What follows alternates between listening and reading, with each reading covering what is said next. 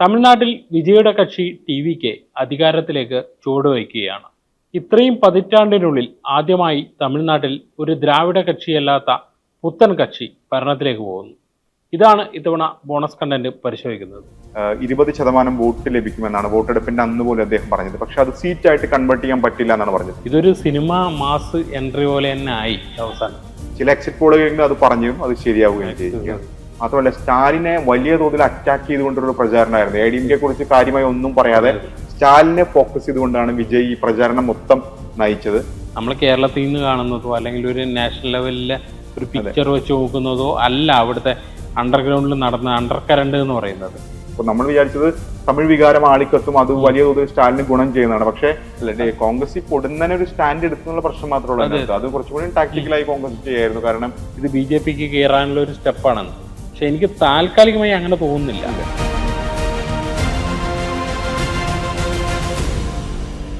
നമ്മൾ ഈ bonus content എന്നുള്ള പരിപാടി ആദ്യം തുടങ്ങിയതേ വിജയന് വെച്ചാൽ മധുരയിലെ പിന്നെ മാനാടിന് ശേഷമാണ് പറഞ്ഞത്. അന്ന് പിന്നെ നമ്മൾ വിലയിരുത്തി പറഞ്ഞാൽ 10-20 സീറ്റൊക്കെ പിടിക്കുമായിരിക്കും. പിന്നീട് പ്രതിപക്ഷമായി നിന്ന് ഭരണത്തിലേക്ക് വരുന്നു. ഇതൊരു സിനിമ മാസ് എൻട്രി പോലെ തന്നെ ആയി അവസാനം. അതെ. ഇപ്പോ മധുരയുടെ കാര്യം പറഞ്ഞതുപോലെ മധുരയിൽ നിന്ന് തുടങ്ങാം. അന്ന് ആ വലിയ കൂറ്റൻ കട്ടൗട്ടുകളിൽ ഉണ്ടായിരുന്നത് ഒരു പ്രധാനപ്പെട്ട വാചകം ചരിത്രം കുറിക്കുക എന്നാണ്. അതിൽ 2 നേതാക്കളാണ് വിജയെ കൂടാതെ അന്ന് ഒപ്പം ഉണ്ടായിരുന്നു. ഒന്ന് MGRന്റെ പടം ഉണ്ടായിരുന്നു, ഒപ്പം തന്നെ DMKയുടെ സ്ഥാപക നേതാവായ CL അണ്ണാദുരൈയുടെ ഫോട്ടോ ഉണ്ടായിരുന്നു. കൃത്യമായിട്ടൊരു സൂചനയായിരുന്നു അത്. 67-ൽ കോൺഗ്രസ് ഭരണം അവസാനിപ്പിച്ച അന്ന് DMK സർക്കാർ, അണ്ണാദുരൈ വരുന്നത് 67-ലാണ്. 77-ൽ MGR വരുന്നു. അതുപോലെ ചരിത്രം കുറിക്കും എന്നാണ് പറഞ്ഞത്, വിജയ് പറഞ്ഞത്. തീർച്ചയായും ചരിത്രം വിജയ് കുറിച്ചിരിക്കുകയാണ്. വിപിൻ സൂചിപ്പിച്ച പോലെ തന്നെ നമ്മൾ മാത്രമല്ല, തമിഴ്നാട് രാഷ്ട്രീയത്തെ അടുത്ത് നിന്ന് കാണുന്ന പെൻറാമിനെ പോലുള്ളവരും പറഞ്ഞത് 20% വോട്ട് ലഭിക്കുമെന്നാണ് വോട്ടെടുപ്പിന്റെ അന്ന് പോലും അദ്ദേഹം പറഞ്ഞത്. പക്ഷെ അത് സീറ്റായിട്ട് കൺവേർട്ട് ചെയ്യാൻ പറ്റില്ല എന്നാണ് പറഞ്ഞത്. പക്ഷെ അതെല്ലാം തിരുത്തി കുറിച്ചുകൊണ്ടൊരു മുന്നേറ്റമാണ് വിജയ് അവിടെ നടത്തിയെന്ന കാര്യത്തിൽ സംശയമില്ല. ചില എക്സിറ്റ് പോളുകളിൽ അത് പറഞ്ഞിരുന്നു, അത് ശരിയാവുകയും ചെയ്തിരിക്കുകയാണ്. ശരിക്കും പറഞ്ഞാല് നമ്മൾ നോക്കുമ്പോഴേ ഓരോ കാലത്ത് ഓരോ രാഷ്ട്രീയ പാർട്ടികൾ വരും. ഇപ്പം ആന്ധ്രയില് പിന്നെ NTR വന്നു. പിന്നെ ഇപ്പൊ അടുത്ത കാലത്ത് പവൻ കല്യാൺ വന്നു. പക്ഷെ ഈ പവൻ കല്യാണിന്റെയോ അല്ലെങ്കിൽ ഈ രാഷ്ട്രീയത്തിലേക്ക് വന്ന് വൻ വിജയം നേടിയ ഇപ്പൊ തമിഴ്നാട്ടിൽ ഒരു എക്സ്റ്റെന്റ് വരെ MGR കഴിച്ചു നിർത്തിയാൽ പിന്നെ വിജയകാന്ത് പോലും ഒരു കൂട്ടുകക്ഷി എന്നുള്ള രീതിയിൽ ഒരു നേട്ടം ഉണ്ടാക്കിയവരാണ്. അതിലിപ്പം നമുക്ക് ഈ കേസ് പറയാൻ കഴിയുന്ന MGRന് ഒരു ദീർഘകാലമായ രാഷ്ട്രീയ പാരമ്പര്യം അതിനു മുമ്പ് തന്നെ ഉണ്ടായിരുന്നു. അതെ, NTR ആണെങ്കിൽ വേറെ ഒരു തരത്തിലുള്ള ഒരു രാഷ്ട്രീയം ഉണ്ടാക്കിയെടുക്കുന്നുണ്ടായിരുന്നു ഫാൻസ് ലെവലിൽ. പക്ഷെ വിജയ് എന്ന മാസ് എൻട്രിയാണ്. അയാള് വെറും 2 വർഷമാണ് പൊതുമധ്യത്തിൽ രാഷ്ട്രീയം പറഞ്ഞു വരുന്നത്, സിനിമയിലോ അല്ലെങ്കിൽ ഓഡിയോ ലോഞ്ചിലോ അല്ല. ഇത്രയും അത് എങ്ങനെയായിരിക്കും ഈ ജനങ്ങളെ എടുത്തിട്ടുണ്ടാവും ഈ മാറ്റത്തെ? ഒന്ന്, നമ്മളിപ്പോ പറഞ്ഞ പോലെ വിജയ്ക്കുള്ള ഉണ്ടായിരുന്ന ഒരു താര ആരാധന, അത് വോട്ടായിട്ടുണ്ട് കാര്യത്തിൽ. പക്ഷെ അത് നമുക്ക് ഏറ്റവും എളുപ്പത്തിൽ പറയാവുന്ന ഒരു ഉത്തരം. പക്ഷേ ജനങ്ങളുടെ ഒരു മടുപ്പ് ഇതിനകത്ത് വലിയ പ്രകടമായിട്ടുണ്ടാവും. കാരണം 2 പാർട്ടികൾ മാറി മാറി വരുന്നു. ഒന്ന് DMK, മറ്റൊന്ന് അണ്ണാ DMK. മാത്രമല്ല, സത്യത്തിൽ വിജയ് വെച്ച് നരേറ്റീവ് ഗംഭീരായിരുന്നെന്ന് പറയാം. ഒന്ന് DMK ഞങ്ങളുടെ ശത്രുവാണെന്ന് പറഞ്ഞു, പ്രത്യയശാസ്ത്ര ശത്രു BJP ആണെന്ന് പറഞ്ഞു. അപ്പൊ വിജയുടെ നയം അവിടെ പറഞ്ഞു. അങ്ങനെ ഒരു രാഷ്ട്രീയം പറയാൻ ADMK കഴിഞ്ഞില്ല. മാത്രമല്ല, സ്റ്റാലിനെ വലിയ തോതിൽ അറ്റാക്ക് ചെയ്തുകൊണ്ടുള്ള പ്രചാരണമായിരുന്നു. ADMK കുറിച്ച് കാര്യമായി ഒന്നും പറയാതെ സ്റ്റാലിനെ ഫോക്കസ് ചെയ്തുകൊണ്ടാണ് വിജയ് ഈ പ്രചാരണം മൊത്തം നയിച്ചത്.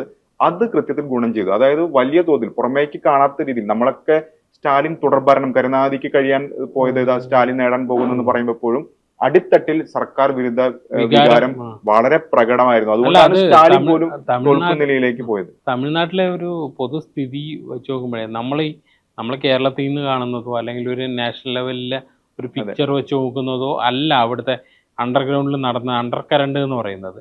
കാരണം ഈ ഇലക്ഷൻ നടക്കുന്ന ദിവസം നമ്മൾ തമിഴ്നാട്ടിൽ പിന്നെ ചൈനയിൽ പുതുവത്സരത്തിന് ആളുകൾ വീട്ടിലേക്ക് പോകുന്ന പോലെ തമിഴ്നാട്ടിൽ 2 സന്ദർഭങ്ങളിലാണ് ആളുകൾ മാസമായിട്ട് റോഡിലിറങ്ങി വണ്ടിയും ട്രെയിനും ഒക്കെ പിടിച്ച് വീട്ടിൽ പോകാറ്. ഒന്ന് ദീപാവലിക്കും, ഒന്ന് പൊങ്കലിനും. ആ സീനായിരുന്നു ശരിക്കും ഏപ്രിൽ 23-ന് കണ്ടത്. അത് കാണുമ്പോൾ തന്നെ അതിൽ ഉള്ള ജനങ്ങൾ, പോകുന്ന ജനങ്ങൾ പലരും വിജയ്ക്ക് വോട്ട് ചെയ്യണം എന്ന് പറഞ്ഞിട്ടാണ് പോകുന്നത്. പിന്നെ ഈ വോക്സ് പോപ്പ് എടുക്കുന്നവർ പോലും ഒരു 10 പേരെ എടുത്താൽ അതിൽ 3 പേര് വിജയ്ക്ക് വോട്ട് ചെയ്യും എന്ന് പറയുന്നത്. അപ്പോൾ ഈ യുവജനങ്ങളുടെ വോട്ടുകൾ എനിക്ക് തോന്നുന്നതാണ്, പ്രത്യേകിച്ച് യുവജനങ്ങളുടെ വോട്ടുകൾ മാസമായിട്ട് വിജയ് കാരണം ഇത്തവണ വലിയ പോളിംഗ് കൂടി, അത് SIR മാത്രമായിരുന്നില്ല, അതിനേക്കാൾ ഉപരിയായി വോട്ടിംഗ് കൂടി. സത്യത്തിൽ യുവാക്കളുടെ വോട്ട്, പ്രത്യേകിച്ച് കന്നി വോട്ടർമാർ അപ്പാടെ ഏതാണ്ട് 40 വയസ്സിന് താഴെയുള്ള ആളുകൾ എടുത്തു കഴിഞ്ഞാൽ അതിൽ ബഹുഭൂരിപക്ഷം വോട്ടും വിജയ് സ്വന്തമാക്കിയെന്നാണ് കാര്യം. ഇപ്പൊ നേരത്തെ പറഞ്ഞല്ലോ സർക്കാർ വിരുദ്ധ വികാരമാണ്. സത്യത്തിൽ സർക്കാർ കുറെ നല്ല കാര്യങ്ങൾ ചെയ്തിട്ടുണ്ട്. ഇപ്പോ സ്റ്റാലിന്റെ സ്കൂളുകളിലെ പ്രഭാത ഭക്ഷണ പദ്ധതി ആയാലും, സ്ത്രീകൾക്ക് പ്രതിമാസം പണം നൽകുന്ന പദ്ധതിയിൽ, അങ്ങനെ എല്ലാ തരത്തിലും സർക്കാർ പല കാര്യങ്ങൾ ചെയ്തിട്ടുണ്ട്. വലിയ തോതിൽ അടിസ്ഥാന സൗകര്യ വികസനം നന്നായിട്ടുണ്ട്. തമിഴ്നാടിന്റെ സമ്പദ് വ്യവസ്ഥയിൽ രാജ്യത്തെ 2ാമത്തെ സംസ്ഥാനമാണ്. അങ്ങനെ വികസന കാര്യങ്ങളിലൊക്കെ തന്നെ പല കാര്യങ്ങൾ ചെയ്തിട്ടുണ്ടെങ്കിൽ പോലും ലോ ആൻഡ് ഓർഡർ വലിയ പ്രശ്നമായിരുന്നു. ഇപ്പോ സാത്തൻകുളത്തെ 2 അച്ഛനും മകനും കൊലപ്പെടുത്തിയത് ഈ തെരഞ്ഞെടുപ്പ് കാലത്താണ് അതില് പോലീസ് ഉദ്യോഗസ്ഥർക്കെതിരെ വിധി വരുന്നത്. ഒപ്പം തന്നെ സ്ത്രീ സുരക്ഷ അടക്കമുള്ള വിഷയങ്ങളിൽ ഒപ്പം തന്നെ DMK പ്രവർത്തകരും അണികളും നിയമം കയ്യിലെടുക്കുന്ന രീതിയിൽ അങ്ങനെ ഒരു തരത്തിലുള്ള വലിയ പ്രശ്നം ഉണ്ടായിരുന്നു. അതിനെ അഡ്രസ് ചെയ്യാൻ പറ്റിയില്ല. മാത്രമല്ല സ്റ്റാലിൻ സംസാരിച്ചതൊന്നും വികസനമോ അല്ലെങ്കിൽ ഈ വിഷയമൊന്നും തന്നെയായിരുന്നില്ല. അദ്ദേഹം നെറേറ്റീവ് ആദ്യം സെറ്റ് ചെയ്ത് വെച്ച് ഡൽഹിക്കെതിരെയാണ് പോരാട്ടം എന്ന് പറഞ്ഞു. പക്ഷെ അതൊന്നും തന്നെ സക്സസ് ആയില്ല. ആ ഒരു വിഷയം ഇപ്പൊ നമ്മൾ വിചാരിച്ചത് തമിഴ് വികാരം ആളിക്കത്തും അത് വലിയ തോതിൽ സ്റ്റാലിന് ഗുണം ചെയ്യുന്നതാണ്. പക്ഷെ തെരഞ്ഞെടുപ്പിൽ കണ്ട അതൊന്നുമല്ല. ഈ പറഞ്ഞ സർക്കാർ വിരുദ്ധ വോട്ടുകൾ അപ്പാടെ സമാഹരിച്ചു. ഒപ്പം DMKയുടെ കോർ ജില്ലകൾ, ഇപ്പൊ സ്റ്റാലിൻ തോക്കുന്നത് ചെന്നൈയിലാണ്. ചെന്നൈ ജില്ലയിൽ 16 മണ്ഡലങ്ങൾ, അവിടെ 2 മാത്രമാണ് DMK ജയിച്ചത്. ഒന്ന് ഈ പറഞ്ഞ പോലെ ശേഖർ ബാബു, മറ്റൊന്ന് ഉദയനിധി. ബാക്കി 14 മണ്ഡലങ്ങളും പരാജയപ്പെട്ടു. അവരുടെ ഈ ട്രെൻഡ് അല്ലാത്ത കാലത്തൊക്കെ ADMK സ്വീപ്പ് ചെയ്യുമ്പോൾ മാത്രമാണ് ഈ പറഞ്ഞ പോലെ ചെന്നൈ ജില്ല DMK വിട്ടു പോവാറ്. അല്ലാത്ത സമയത്ത് ആ ജില്ല പൊതുവെ DMKക്ക് ഒപ്പമാണ്. ഒപ്പം ഈ ഡെൽറ്റ ജില്ലകൾ, ഈ കാവേരി നദിയുടെ തീരത്ത് കിടക്കുന്ന പ്രദേശം DMKയുടെ സ്ട്രോങ് ഏരിയ ആണ്. അവിടെയും വലിയ അടിപറ്റി DMK. അവരുടെ വോട്ട് ബാങ്കിലേക്ക് പോലും വിജയ് കടന്നു നോക്കുമ്പോൾ ഇലക്ഷൻ കമ്മീഷൻ മാപ്പ് നോക്കുമ്പോൾ തന്നെ മനസ്സിലാവും ഈ വിജയ് സാന്നിധ്യം അറിയിക്കാത്ത ഒരു മേഖല പോലും തമിഴ്നാട്ടിലില്ല. മുമ്പ് DMK സ്വീപ്പ് ഉണ്ടാകുമ്പോൾ ചില മേഖല, കോയമ്പത്തൂര്, കൊങ്കാട് പറയുന്ന മേഖല ADMK അങ്ങനെയൊക്കെ ഉണ്ടാവും. ഇത് അങ്ങനെ ഒരു ഇതില്ല. എല്ലാ ജില്ലകളിലും ഇവർ സീറ്റ് ഉണ്ടാവും. ഈ നമ്മളിപ്പോൾ പറഞ്ഞുകൊണ്ടിരിക്കുന്നത് വിജയ്ക്ക് വോട്ട് കിട്ടി. അതാണ് ഇതിലത്തെ ട്രെൻഡ്. അതായത് നമ്മൾ ഈ വിജയിച്ച 108 സ്ഥാനാർത്ഥികൾ, അതിൽ വിജയ് 2 സീറ്റ് ആണെങ്കിൽ പോലും അത് മാറ്റി നിർത്തിയാൽ ഈ സ്ഥാനാർത്ഥികൾ ഒരു കാലത്തും പോപ്പുലർ ആയിട്ടുള്ള ഒരു ആളല്ല. ചുരുക്കം വല്ല ചില സിനിമാ മുഖങ്ങളുണ്ട്, സെങ്കോട്ടൈനെ പോലെ കുറച്ച് പേരുണ്ടാവും, അത്രയേ ഉള്ളൂ. അത് അത്രയും ആളെ പിക്ക് ചെയ്തിട്ട് ഈ വിജയിപ്പിച്ചെടുക്കുക എന്ന് പറയുന്നത് ഒന്ന് വിജയുടെ താരമൂല്യമാണ്, പിന്നെ ശക്തമായ ഭരണവിരുദ്ധ വികാരമാണ്. ഈ 2 കാര്യങ്ങളാണ് പ്രവർത്തിച്ചതെന്നാണ് എനിക്ക് തോന്നിയത്. അത് നമ്മൾ ഇത് കണ്ടിട്ടുള്ളത് ഡൽഹിയിലാണ് മുമ്പ്. ആം ആദ്മി പാർട്ടി എല്ലാം കേജ്രിവാൾ എന്ന രീതിയിൽ, വിജയുടെ ക്യാമ്പയിനും അതേ രീതിയിലായിരുന്നു. സ്ഥാനാർത്ഥി പ്രഖ്യാപനത്തിൽ പോലും അദ്ദേഹം അത് പറഞ്ഞിട്ടുണ്ട്, വിജയ്ക്ക് വോട്ട് ചെയ്യുന്ന പോലെ നിങ്ങൾ എല്ലാവർക്കും വോട്ട് ചെയ്യണം. ഇത് മുമ്പ് പറഞ്ഞിട്ടുള്ളത് അരവിന്ദ് കെജ്രിവാൾ ആണ്. പക്ഷെ ആളുകൾ അതുപോലെ വന്ന് വോട്ട് ചെയ്യുമെന്നാണ് ഈ വോട്ടിംഗ് പാറ്റേൺ നോക്കുമ്പോൾ മനസ്സിലാക്കുന്നത്. തീർച്ചയായും വിജയ് ഇനി ഭരിക്കാൻ നിൽക്കുന്നു. പക്ഷെ അതിനി ഇനിയുള്ള നാളുകളാണ് വിലയിരുത്തേണ്ടത്. വിജയ്ക്ക് ഭരിക്കാൻ പറ്റുമോ, ജയിക്കാൻ പറ്റുമെങ്കിൽ ഭരിച്ചു കാണിക്കാനും പറ്റുമായിരിക്കാം. ഏതായാലും ഇനിയുള്ള നാളുകളാണ് അത് വിലയിരുത്തുന്നത്. അതെ, വിജയ്ക്ക് ഇനി നിർണായകമാണ്. കാരണം വിജയ് ഇപ്പോൾ ഇതുവരെ നടത്തിയ എല്ലാ സ്റ്റെപ്പുകളും വിജയായിരുന്നു. കാരണം നമ്മൾ ആദ്യം കരുതിയ TVക്ക് ഒരു സക്സസ്ഫുൾ ആവില്ല. കാരണം വിജയകാന്ത് നേരത്തെ പറഞ്ഞല്ലോ, വിജയകാന്തിന് കിട്ടിയത് ഏതാണ്ട് 9% വോട്ടാണ്. പക്ഷെ വിജയ് ഫാൻസ് അസോസിയേഷൻ സത്യത്തിൽ ഈ ഒരു സംഘടന പോലെ തന്നെ അടിത്തട്ടിലുണ്ടായിരുന്നു. അതിന്റെ ടെസ്റ്റ് ഡോസ് ആയിരുന്നു സത്യത്തിൽ തദ്ദേശ തെരഞ്ഞെടുപ്പിൽ അവർ മത്സരിച്ചതും. ഏതാണ്ട് സ്ട്രൈക്ക് റേറ്റ്, വലിയ തോതിൽ ഒരു സ്ട്രൈക്ക് റേറ്റ് കിട്ടിയതും ഒരുപക്ഷെ ആ വിജയമായിരിക്കാം വിജയ്ക്ക് TVK എന്ന് പറഞ്ഞ രാഷ്ട്രീയ പാർട്ടിക്ക് ഒരു ഇന്ധനമായത്. അല്ലെങ്കിൽ അത് രൂപീകരിച്ചാൽ പോലും സക്സസ് ആവുന്ന ചിന്തയിലേക്കൊക്കെ തന്നെ. എനിക്ക് തോന്നുന്നത് വിജയ്ക്കെതിരെ ഉണ്ടായ നീക്കങ്ങളുണ്ടല്ലോ, ഇപ്പൊ കരൂര് ദുരന്തത്തിന് ശേഷം, അത് പറഞ്ഞ വിജയുടെ ഒരു ഫാൾട്ട് ആണോ എന്ന് ചോദിച്ചാൽ ആ രീതിയിൽ കണക്കല്ല. അതിനുശേഷം ഉണ്ടായ CBI വരവ് സംഭവങ്ങൾ, അതിനുശേഷം ജനനായകൻ പടത്തിനെതിരെയുള്ളത്, പിന്നെ വ്യക്തിപരമായി വിജയുടെ കുടുംബജീവിതത്തിലേക്ക് കടക്കുന്ന പ്രശ്നങ്ങൾ, ഇതൊക്കെ ഒരു സഹതാപതരംഗമാണ് ശരിക്കും ഉണ്ടാക്കിയിരിക്കുന്നതെന്നാണ് തോന്നുന്നത്. അതെ, സഹതാപതരംഗം അല്ലെങ്കിൽ ഇതൊന്നും വിജയെ ബാധിച്ചില്ല എന്ന് വേണം കരുതാൻ. കാരണം ഇതൊന്നും തെരഞ്ഞെടുപ്പിൽ വർക്ക് ചെയ്തില്ലല്ലോ. കാരണം ഈ തെരഞ്ഞെടുപ്പ് കാലത്താണ് അദ്ദേഹത്തിന്റെ കുടുംബപരമായ പ്രശ്നങ്ങൾ പോലും ചർച്ചയാവുന്നത്, ഭാര്യ വീട് വിട്ടു പോകുന്ന തരത്തിലുള്ള വാർത്തകളൊക്കെ വരുന്നത്. അപ്പോൾ അതൊന്നും വിഷയമായിട്ടില്ല. സത്യത്തിൽ വിജയ് തമിഴ്നാട് രാഷ്ട്രീയത്തെ പൊളിച്ചെഴുതുകയാണ് ചെയ്തത്. ഇപ്പൊ ഇന്ന് നമ്മളിപ്പോ ഈ ചർച്ച കൊണ്ടിരിക്കുന്ന സംഭവിക്കുന്ന എന്താ, കുറെ കാലങ്ങളായി DMKയുടെ വോട്ട് വാങ്ങി ജയിച്ചു വരുന്ന കോൺഗ്രസ് സഖ്യം ഒറ്റ ദിവസം കൊണ്ട് എന്താണ് കണ്ടത്. രാഹുൽ ഗാന്ധി സ്വന്തം ചേട്ടനാണ് സ്റ്റാലിനെ വിശേഷിപ്പിക്കുന്നത്. ആ സ്റ്റാലിനാണ് ഒറ്റ രാത്രി കൊണ്ട്, അതായത് ഇവരുടെ വോട്ട് വാങ്ങിയാണല്ലോ വിജയിക്കുന്നത്. മാത്രമല്ല 2019 ഏതാണ്ട് 53 സീറ്റാണ് ആകെ ഉള്ളത് കോൺഗ്രസിന്. അന്ന് കേരളം കഴിഞ്ഞാൽ തമിഴ്നാടാണ് ഭയങ്കരമായി കോൺഗ്രസിന് കോൺട്രിബ്യൂട്ട് ചെയ്തത് ആ ഭൂരിപക്ഷം സീറ്റുകൾ അവർ ജയിക്കുന്നത് യഥാർത്ഥത്തിൽ DMK-യുടെ പിന്തുണയോട് കൂടിയാണ്. ആ DMK ആണ് ആ റിലീസിൽ കൃത്യമായി എഴുതിയിട്ടുണ്ട്. അത് ഒരു സർക്കാർ രൂപീകരണത്തിന് വേണ്ടി മാത്രമുള്ള സഖ്യമല്ല ഇത്. അടുത്ത തദ്ദേശ തെരഞ്ഞെടുപ്പ്, രാജ്യസഭാ തെരഞ്ഞെടുപ്പ്, ലോക്സഭാ തെരഞ്ഞെടുപ്പ്, അപ്പോൾ DVK ആയിട്ട് സഖ്യമായി എന്ന് കോൺഗ്രസ് അങ്ങനെ പ്രഖ്യാപിക്കുകയാണ്. മാത്രമല്ല രാഹുൽ ഗാന്ധിയുടെ നേതൃത്വത്തെ പലപ്പോഴും ചോദ്യം ചെയ്തിട്ടുണ്ട് ഇന്ത്യ സഖ്യത്തിലെ മറ്റു പാർട്ടികളൊക്കെ തന്നെ. അപ്പോൾ പോലും ഒരു ഘട്ടത്തിൽ പോലും തള്ളിപ്പറയാത്ത നേതാവാണ് MK സ്റ്റാലിൻ. ആ MK സ്റ്റാലിനാണ് ഈ ഘട്ടത്തിൽ രാഷ്ട്രീയം ഒന്നും രണ്ടല്ല എന്ന് പറയുന്ന പോലെ കോൺഗ്രസ് ഇതൊരു അവസരം, ഇതാണ് അവസരം എന്ന് കോൺഗ്രസും തിരിച്ചറിയുന്നു. പക്ഷെ മുസ്ലിം ലീഗ് പോകുന്നില്ല. അതെ, മുസ്ലിം ലീഗ് പോകുന്നില്ല. അപ്പം ഇടത് പാർട്ടികൾ തീരുമാനം എടുത്തിട്ടില്ല. ഇടത് പാർട്ടികൾ പറയുന്നത് ഞങ്ങൾ വേണമെങ്കിൽ പുറത്തുനിന്ന് പിന്തുണയ്ക്കാം, അല്ലെങ്കിൽ വോട്ടെടുപ്പ് മാറിയിക്കുക എന്നുള്ള സ്റ്റാൻഡാണ് എടുത്തേക്കുന്നത്. പക്ഷെ അതിനേക്കാൾ വേഗത്തിൽ കാരണം കോൺഗ്രസും DMK-യും തമ്മിൽ, പ്രത്യേകിച്ച് തമിഴ്നാട്ടിലെ നേതാക്കൾ വലിയ പ്രശ്നം ഉണ്ടായിരുന്നു. ഈ തെരഞ്ഞെടുപ്പ് കാലത്ത് തന്നെ മാണിക്കൻ ടാഗോറും അടക്കമുള്ള നേതാക്കൾ DMK നേതാക്കൾക്കെതിരെ ഞങ്ങൾക്ക് 2014 അധികാരം പോകാനുള്ള പ്രധാനപ്പെട്ട കാരണങ്ങളൊന്ന് DMK നടത്തിയ അഴിമതിയാണെന്ന് 2G സ്പെക്ട്രം അടക്കം ചൂണ്ടിക്കാണിച്ച് പറയുകയും അത് വലിയ പ്രശ്നങ്ങളിലേക്കൊക്കെ നടപടിയെടുത്തില്ലെങ്കിൽ ഈ സഖ്യം ഉണ്ടാകില്ലെന്ന് DMK അന്ന് പറയുകയൊക്കെ ചെയ്തതാണ്. അപ്പോൾ അങ്ങനൊരു പൊതുവികാരം സംസ്ഥാന കോൺഗ്രസിനുണ്ടായിരുന്നു. പക്ഷെ അപ്പോൾ പോലും ദേശീയ നേതാക്കൾ അത്തരമൊരു നിലപാടായിരുന്നില്ല. പക്ഷെ ഇപ്പോൾ ഈ നിയമസഭാ തെരഞ്ഞെടുപ്പ് ഫലം വന്നപ്പോൾ അത്തരമൊരു സാഹചര്യം വരികയും കോൺഗ്രസ് അപ്പാടെ ആ നിലപാടിലേക്ക് പോവുകയാണ് ചെയ്തത്. ഈ സ്റ്റാലിന്റെയും DMK-യുടെയും അമിത ആത്മവിശ്വാസം അവരെ ചതിച്ചിട്ടുണ്ട് അല്ലെ കുറെ സ്ഥലത്ത്? ഉറപ്പായിട്ടും. കാരണം സ്റ്റാലിൻ പൊതുവെ നമ്മൾ പുറമേ നിന്ന് നോക്കിക്കാണുന്ന നമ്മൾ പോലും സ്റ്റാലിന് തുടർഭരണം എന്ന് പറയുമ്പോൾ ഉറപ്പായിട്ടും സ്റ്റാലിൻ വിജയിച്ചിട്ടുണ്ടാകണം, അത്രയും കരുതിയിട്ടുണ്ടാകണം. അതുകൊണ്ടായിരിക്കുമല്ലോ ഇത്രയും വലിയ പരാജയം ഉണ്ടായത്. സ്റ്റാലിൻ തന്നെ തോൽക്കും എന്ന് പറഞ്ഞു കഴിഞ്ഞാൽ അതിന്റെ ഒരു ആഘാതം വളരെ വലുതല്ലേ.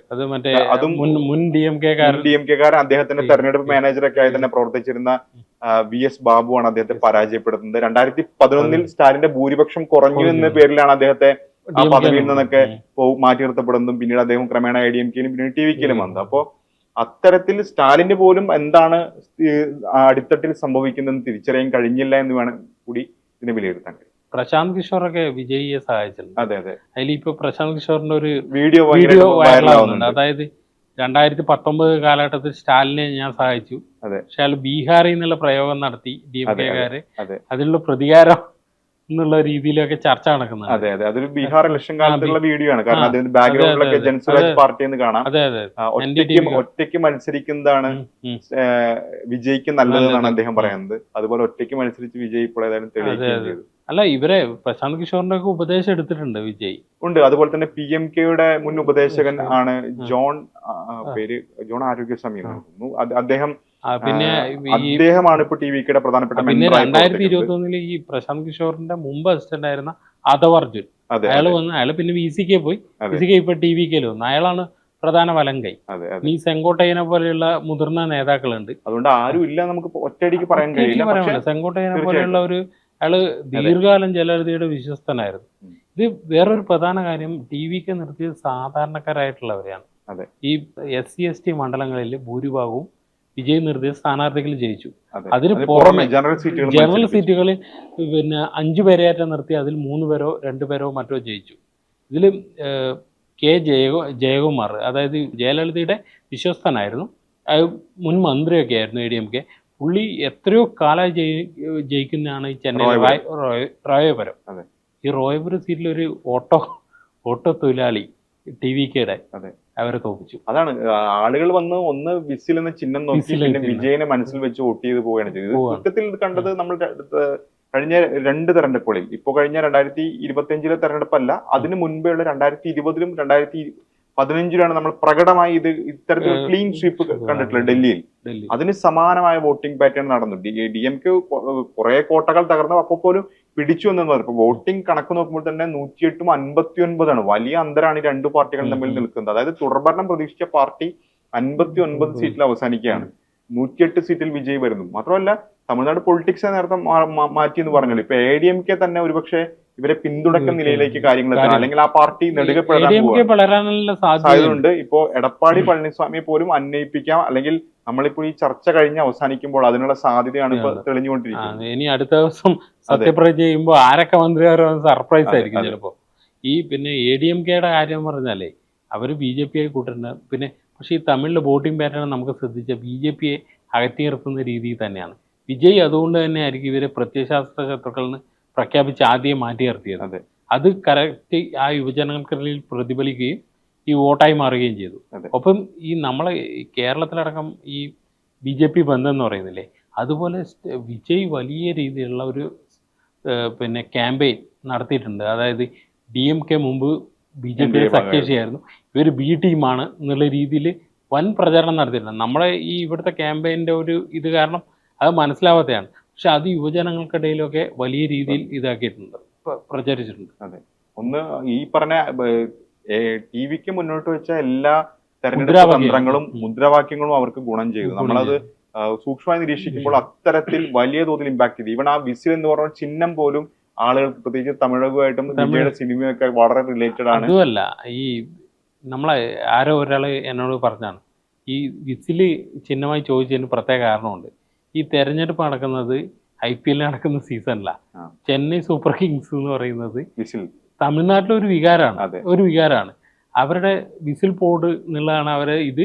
വിസിൽ അവരുടെ ഒരു പ്രധാന ചിഹ്നമാണ്. അതുകൊണ്ട് തന്നെ പിന്നെ വേറെ ഉണ്ടായില്ലേ, ഈ പിന്നെ മത്സരത്തിന് വരുന്നവർ, സ്റ്റേഡിയത്തിൽ വരുന്നവർ വിസിൽ ഉപയോഗിക്കരുതെന്ന് പറഞ്ഞ് വാങ്ങി വെച്ചു എന്നൊക്കെ പറഞ്ഞ ഈ വാർത്തകളൊക്കെ യുവജനങ്ങൾക്കിടയിൽ വേറൊരു രീതിയിലാണ് വോട്ട് സെറ്റ് ചെയ്യുന്നത്. ആ രീതിയിൽ വലിയ ട്രെൻഡ് ഉണ്ടായിരുന്നു. പിന്നെ മറ്റൊരു ട്രെൻഡ് എന്ന് പറഞ്ഞാൽ ഇവർ പറഞ്ഞു യൂണിഫോം വോട്ടിംഗ് എന്ന് പറയുന്ന ഒരു സംഭവം. അതായത് ഇലക്ഷൻ ഡേയിൽ ഇവർ ഒരു ക്യാമ്പയിൻ നടത്തി. അതായത് നിങ്ങൾ DVKക്കാണോ വിജയ്ക്കാണോ വോട്ട് ചെയ്യുന്നത്, എന്നാൽ ഒരു വെള്ള ഷർട്ട് ഇട്ടിട്ട് വരുമെന്ന്. എല്ലാ ബൂത്തിലും വെള്ള ഷർട്ടുകൾ കണ്ടു എന്നുള്ളതാണ് ആ സമയത്ത് പറഞ്ഞത്. ഇതൊരു ക്യാമ്പയിനാണോ, ഇത് വിജയ്ക്ക് ഗുണമാവോ എന്നുള്ളത് തുടർച്ചയായി ലേഖനങ്ങളൊക്കെ വന്നു ഈ വോട്ടെടുപ്പിന് ശേഷം. പക്ഷേ ഈ തമിഴ്നാട്ടിൽ, നമ്മുടെ കേരളത്തിൽ പോലും തമിഴ്നാട്ടിൽ ഭരണപക്ഷത്തോടടുത്ത് നിൽക്കുന്ന രീതിയിലാണ് മാധ്യമങ്ങൾ പെരുമാറുന്നത്. അതായത് വളരെ തുച്ഛമായ കുറച്ച് മാധ്യമങ്ങൾ മാത്രമാണ്.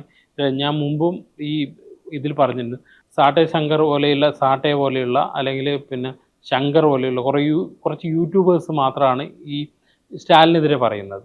പക്ഷേ ഈ പറഞ്ഞ എല്ലാ മാധ്യമപ്രവർത്തകരും പോലും അമ്പരന്ന് പോകുന്ന ഒരു വിജയമാണ് വിജയ് ഉണ്ടാക്കിയത്. അതെ, തീർച്ചയായിട്ടും. അതാ ഞാൻ നേരത്തെ പറഞ്ഞത്. എൻറാമിന്റെ പ്രവചനം പോലെ മുകളിലേക്ക് എടുക്കുകയാണെങ്കിൽ 20 സീറ്റാണ് അദ്ദേഹം പരമാവധി പറഞ്ഞിരുന്നത്. 20% വോട്ട്, 20 സീറ്റല്ല 20% വോട്ട്. അത് പക്ഷേ അദ്ദേഹം പ്രത്യേകം പറഞ്ഞു അത് സീറ്റായിട്ട് കൺവേർട്ട് ചെയ്യാൻ പറ്റില്ല എന്ന് പറഞ്ഞു. പക്ഷെ അത് അപ്പാടെ ആ തെറ്റാണ്. അതായത് തമിഴ്നാട് രാഷ്ട്രീയത്തെ ഏറ്റവും ക്ലോസ് ആയി വാച്ച് ചെയ്യുന്ന ആളുകൾക്ക് പോലും ഇതെന്താണ് സംഭവിക്കുന്നത് പിടികിട്ടില്ലാണ് സത്യത്തിൽ മനസ്സിലാവുന്നത്. ആളുകൾ കൂട്ടത്തോടെ വന്ന് വോട്ട് ചെയ്യുന്നതാണ് കണ്ടത്. ഈവൻ ഇപ്പൊ നമുക്കിതിനു മുമ്പ് ബിബിൻ പറഞ്ഞ പോലെ തന്നെ 2 ഉദാഹരണങ്ങളെ ചൂണ്ടിക്കണം. MGR ഒരു ഉദാഹരണമായിട്ട് പറയാമെങ്കിൽ പോലും MGR രാഷ്ട്രീയ പാരമ്പര്യം ഉണ്ടായിരുന്നു. സത്യത്തിൽ ഇതുപോലെ 2 ഉദാഹരണങ്ങൾ. ഒന്ന്, അസം ഗണപരിഷത്ത് ഇതുപോലെ ഒരു വലിയ വേവ് നടത്തിയിട്ടാണ് 80കളിൽ അധികാരം പിടിച്ചത്. ഒരു കോഴ്സ് ഉണ്ടായിരുന്നു. അതെ, അത് പിന്നെ NTR പക്ഷെ ഇതുപോലെ ആയിരുന്നില്ല. അദ്ദേഹം മാസങ്ങളോളം, ഏതാണ്ട് വർഷങ്ങൾ, ഒരു സ്റ്റേറ്റ് വൈഡ് യാത്ര നടത്തിയിട്ടാണ് അത്തരം ഒരു, അങ്ങനെ നോക്കുകയാണെങ്കിൽ വിജയ് ഒരു സ്റ്റേറ്റ് വൈഡ് യാത്ര നടത്തിയിട്ടില്ല. മൊത്തം രസകരമായ ഒരു ലേഖനം വായിച്ചതേ, ഒരു തമിഴ് ഇതിലെഴുതിയതാ. അതായത് ഈ പാർട്ടി രൂപീകരിച്ച അന്ന് തൊട്ട് ഇപ്പൊ ഇലക്ഷൻ കഴിഞ്ഞ ദിവസം വരെ വിജയ് പിന്നെ ജനങ്ങൾക്ക് മുമ്പിൽ പ്രത്യക്ഷപ്പെട്ട എല്ലാ സമയം കൂട്ടിയാൽ അത് 1 മാസത്തിൽ താഴെയാണ്. അതെ അതെ, അതാണ് 1 മാസത്തിൽ താഴെ മൊത്തം റാലികൾ. ആ 1 മാസത്തിൽ താഴെ ക്യാമ്പയിൻ 2 കൊല്ലത്തിനുള്ളിൽ മാസ് ക്യാമ്പയിൻ, അതായത് ജനങ്ങൾക്കിടയിൽ ഇറങ്ങി 1 മാസം ക്യാമ്പയിൻ നടത്തി ഒറ്റൊരാൾ ഉള്ള പാർട്ടി, അയാളാണ് ആ പാർട്ടിയുടെ എല്ലാം. അദ്ദേഹത്തിന് ഇപ്പൊ ഈ കരൂരിലൊക്കെ ഉണ്ടായ ദുരന്ത ഒരു യാത്രയായിരുന്നല്ലോ ടൂർ, അതുപോലും ആഴ്ചകളിലെ രാഷ്ട്രീയ ജാഥ എന്ന് പറഞ്ഞു കഴിഞ്ഞാൽ തുടർച്ചയുണ്ടാവില്ല. ഇത് വീക്കെൻഡിൽ മാത്രമായിരുന്നു ഈ യാത്ര പോലും നടത്തിയത്. അങ്ങനെ സെലക്റ്റീവ് ദിവസത്തിൽ മാത്രം പ്രചരണം നടത്തിയാണ് ഒരു മുന്നേറ്റം വിജയം ഉണ്ടാക്കുന്നത്. അതായത് പ്രെഡിക്റ്റ് ചെയ്യാൻ പറ്റില്ല, ആർക്കും പ്രെഡിക്റ്റ് ചെയ്യാൻ പറ്റില്ല. ഇത് ഇത്തരത്തിൽ നോക്കിയാൽ ഇനിയിപ്പോ എങ്ങനെയാ ഭരിക്കുന്നത് എന്നുള്ളത് നമുക്ക് പറയാൻ കഴിയില്ല. കാരണം നമുക്ക് മുന്നിൽ വേറെ ഉദാഹരണമുണ്ട്. ആം ആദ്മി പാർട്ടി എങ്ങനെ പിന്നെ ഉണ്ടായി, ഡൽഹിയിൽ എന്ത് തരംഗം ഉണ്ടാക്കി, പിന്നീട് എങ്ങനെ സംഭവിച്ചു. ഇപ്പൊ എല്ലാവരും പറയുന്ന, മറ്റേ തമിഴ്നാട്ടിൽ ഇപ്പൊ നിരീക്ഷകർ പറയുന്നത് ഇത് BJPക്ക് കയറാനുള്ള ഒരു സ്റ്റെപ്പാണെന്ന്. പക്ഷെ എനിക്ക് താൽക്കാലികമായി അങ്ങനെ തോന്നുന്നില്ല. കാരണം വിജയ്ക്ക് അറിയാം വിജയ്ക്ക് എന്ത് തരത്തിലാണ് ഈ വോട്ട് കിട്ടിയത് എന്നുള്ളത് വിജയും വിജയുടെ കൂടെയുള്ളവർക്കും അറിയാം. അപ്പൊ അത് കുറച്ചു കാലം നിലനിർത്തേണ്ട അവരെ ആവശ്യമാണ്. കാരണം ഇപ്പം ഭയപ്പെടേണ്ട ഒരു ഇതില്ല. കാരണം എനിക്ക് തോന്നുന്നു DMK ഇനി സഭയിൽ ഇവർക്കെതിരെ വോട്ട് ചെയ്ത് ഇവരെ പുറത്താക്കണം എന്നുള്ള ഒരു സംഭവം എടുക്കില്ല എന്നുള്ളത്. അത്ര സ്റ്റാൻഡിലേക്ക് DMK പോവില്ല. കാരണം DMKക്ക് സാധ്യതയുണ്ട്. കാരണം ഇതിനേക്കാൾ തളർന്ന അവസ്ഥയിലൊക്കെ അവർക്കുണ്ട്. അവര് 30 സീറ്റ് 20 സീറ്റിലൊക്കെ ഒതുങ്ങിയ കാലമുണ്ട്. അവിടെയും തിരിച്ചു വന്നിട്ടുണ്ട്. അതിപ്പോ ചിലപ്പോ സ്റ്റാലിൻ ഇനി മാറിയിരിക്കാനൊക്കെ സാധ്യതയുണ്ടാവും. പുതിയതിലേക്ക് പാർട്ടി കേന്ദ്രീകരിക്കും. പക്ഷെ അവര് ഇതൊക്കെ അല്ല. കാരണം അവിടെ മീഡിയ പവറിലായാലും മറ്റ് സംവിധാനങ്ങളിലായാലും അവർക്ക് ഇപ്പോഴും ശേഷിയുണ്ട്. അപ്പൊ അവർക്ക് തിരിച്ചു വരാനുള്ള ശേഷിയുണ്ട്. ഇതിൽ കോൺഗ്രസ് ചെയ്തത് മാത്രമാണ് ഏറ്റവും മോശമായ കാര്യം എന്നാണ് എനിക്ക് തോന്നിയത്. പക്ഷെ പ്രത്യയശാസ്ത്രപരമായിട്ടോ അല്ലെങ്കിൽ സാധ്യത വെച്ചോ അവർക്ക് നല്ലൊരു അവസരമാണ്. കാരണം DMKയുടെ കൂടെ നിന്നാൽ മന്ത്രിസ്ഥാനം കിട്ടില്ല, ഇത് കിട്ടില്ല. ഇനിയിപ്പോ ചിലപ്പോ പിന്നെ അടുത്ത പ്രാവശ്യം ഈ DMK തരുന്നതിനെക്കാട്ട് സീറ്റ് വിജയിയോട് ചോദിച്ചു വാങ്ങാം. ലോക്സഭയിൽ തന്നെ പ്രാതിനിധ്യം ഉണ്ടാവും. കോൺഗ്രസ് പൊടുന്നനെ ഒരു സ്റ്റാൻഡ് എടുത്തുള്ള പ്രശ്നം മാത്രമേ. അത് കുറച്ചുകൂടി ടാക്ടിക്കലായി കോൺഗ്രസ് ചെയ്യായിരുന്നു. കാരണം കോൺഗ്രസിനെ എല്ലാ കാലത്തും ഒപ്പം നിർത്തിയ ഒരു സഖ്യകക്ഷി നിലയ്ക്ക് പൊടുന്നനെ ഇപ്പൊ ഒരു തീരുമാനം, ഇലക്ഷൻ റിസൾട്ട് വരുന്നത് 4-ാം തീയതിയാണ്. 6-ാം തീയതി 5-ാം തീയതി വൈകിട്ട് തന്നെ പ്രഖ്യാപനം വരുന്നു. ഒഫീഷ്യലായി റിലീസ് തന്നെ 6-ാം തീയതി വരുന്നു. അതായത് 48 മണിക്കൂറിനുള്ളിൽ തന്നെ ഇതെല്ലാം കോൺഗ്രസ് തീരുമാനം എടുക്കുന്നു. കോൺഗ്രസിന്റെ ആഭ്യന്തര കാര്യങ്ങൾ പോലും കോൺഗ്രസ് ഇത്ര ഫാസ്റ്റ് ഉണ്ടാവാറില്ല. അപ്പോ വേഗതയിൽ ഉള്ള പ്രശ്നം മാത്രമാണ്. 60കൾക്ക് ശേഷം ആദ്യമായിട്ട് ഒരു മന്ത്രിസ്ഥാനമൊക്കെ കിട്ടും തമിഴ്നാട്ടിൽ. അതുകൊണ്ട് കൂടിയായിരിക്കാം. അതെ. അപ്പൊ അതൊരു പ്രധാനപ്പെട്ട ഘടകം തന്നെയാണ്. നമ്മള് ഈ കേരളത്തില് ഒരു മന്ത്രിസഭ ഉണ്ടാകുമ്പോൾ തന്നെ തമിഴ്നാട്ടിൽ കുറച്ച് മന്ത്രിമാരെ കൂടി ഉണ്ടായാൽ നല്ലതായിരിക്കും അവരുടെ ഇത്. വിജയ് തമിഴ്നാട്ടിലെ ഒരു തരംഗമായിരിക്കുന്നു എന്നത് ഒരു യാഥാർത്ഥ്യമാണ്. ആ യാഥാർത്ഥ്യം തുടരുമോ എന്നുള്ളതാണ് ഇനി നമുക്ക് കാണേണ്ടത്.